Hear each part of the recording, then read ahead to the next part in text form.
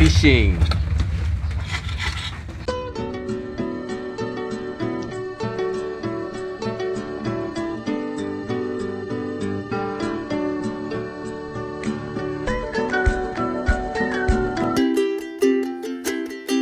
Fishing rod holder. Tapos yun, founder natin.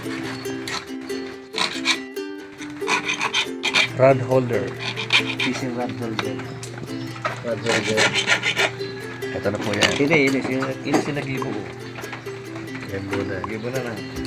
Ang purpose kan mga pang inaapod na pang barandilya. Barandilya.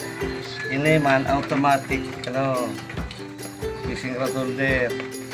Pag inano siya, pag linag mo siyang nakaarap ka ganyan, nakaganyan, automatic yan. Pag binira ito, yan, trigger na yan, automatic, yan, sasalya yan. Hindi ka na kahit bitawan mo lang, ganyan yan, basta importante na sa dito ng isda.